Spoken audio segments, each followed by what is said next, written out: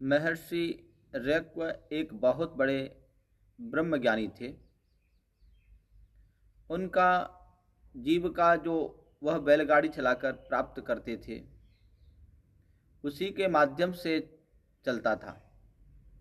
वह जिस राज्य में निवास करते थे, उस राज्य के राजा एक दिन ब्रह्मज्ञान प्राप्त करने हेतु राज परिवार के साथ महर्षि की झोंपड़ी में पधारे।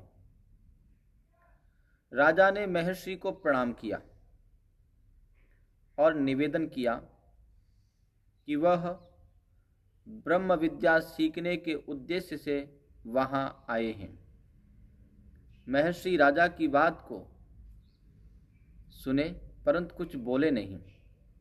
राजा बहुत देर तक बैठे रहे परंतु महर्षि शांत रहे। राजा ने सोचा महर्षि कुछ धन दक्षिणा प्राप्त करना चाहते हैं।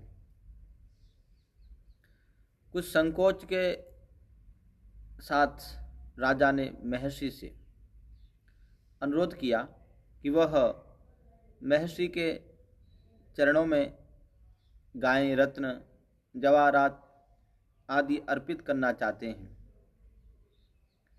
उसे स्वीकार कर उपदेश देकर अनुग्रह कीजिए,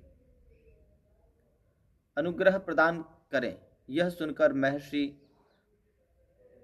राजा से बोले, राजन, ज्ञान प्राप्त करने में यही बाधा है। राजपद के अहंकार के कारण भ्रमवश तुमने समझ लिया है कि ब्रह्म विद्या भी बिकाऊ है। राजन, ब्रह्म विद्या कोई बाजारू सामान नहीं है जो पैसे से खरीदा जा सके। राजा को जान हो गया कि ब्रह्म ज्ञान के मार्ग में सबसे बड़ी बाधा अहंकार है।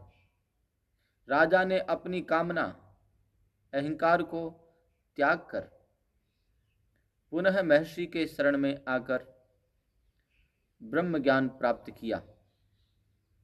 सच ही कहा है, अहंकार से मानव का पतन हो जाता है और अहंकार भगवान का भोजन है।